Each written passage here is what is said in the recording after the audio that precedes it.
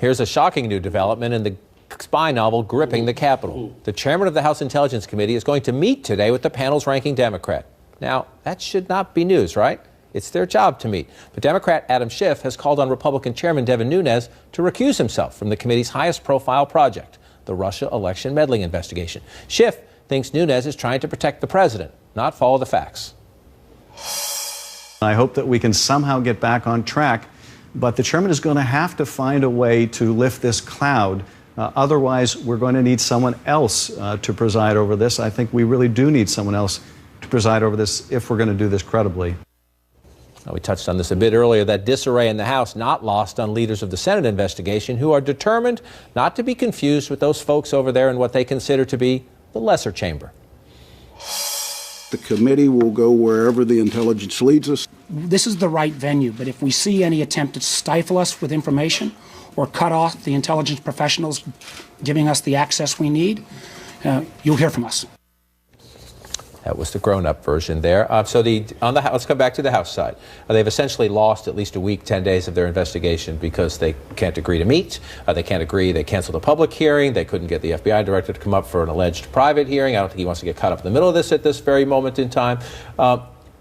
Can Adam Schiff and Devin Nunes go into a room and come out and say, okay, we figured this out, we're going to try again? Only if I think the Democrats are willing to give Nunes a little bit of cover. I mean, I think if he wants a way out of this, Democrats have to allow him to, and maybe they will, because the investigation on a whole is worth everybody picking themselves up and getting back to the table and moving on. But in order to do that, Nunes has to kind of admit that he was wrong and how he handled it. He has to put some of these hearings back on the table. I mean, there were people who were supposed to come in who are not coming in anymore, and he's the chairman of this committee. He decides that.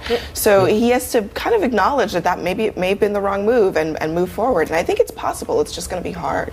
Yeah, and you've also had high-profile Democrats come out and call for him to recuse himself. Right. So they've got to walk that back, which is odd. And then you had National Review today coming out and saying he should no longer be in charge of this investigation. Right. So that's a lot more rolling back than just saying, sorry, my bad, you guys. Throughout American history, is there anything that senators enjoy more than comparing themselves to the rambunctious? I mean, like, you can go back to Daniel Webster, probably, was making fun of Henry Clay. I mean, this is kind of a long-standing tradition. To be fair, it's damning with faint praise. Exactly. I understand. But that is kind of their self-image. And again, it just kind of raises the question of, like, okay, well, why resurrect this investigation at this point? I mean, I don't think there are pretty minimal expectations on both sides. Charlie Dent said yesterday on CNN, I'm not looking, the Republican representative from the conservative, I'm not looking to the House for answers here. I'm looking to the Senate. I mean, the fact is that the House Intelligence Committee has been somewhat of an island in that rising tide of partisanship and kind of more parliamentary style that the House has kind of been submerged in over the last 25 years.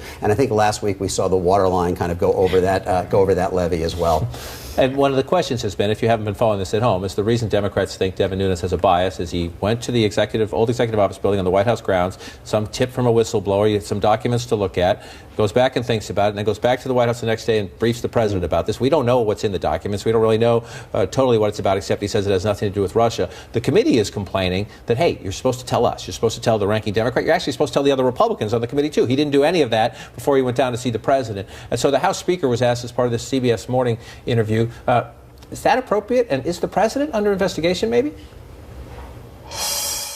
Do you know if President Trump is under investigation himself for ties to Russia? I have no knowledge of that. I do not believe that that's the case. So if we don't know that, well, do you think I won't speak for the FBI, but I've never seen any suggestion or any evidence that that's the case. So here's my question. If we don't know if President Trump is under investigation, why would it then be appropriate for a member of an oversight committee to then go brief the president? Yeah, but I don't believe that he is. So I don't think that he is under investigation. No one has suggested that he is, and not even in a vague way. I don't believe that he is. You could see Nora there. Nora leading the speaker to a point where, wait a minute, if we don't know, Don't you have to? The point is, don't you have to be extra, super, triple careful It's a darn about good question. these things? I mean, that's why she gets the big bucks. I mean, that's a good question. It's the right question.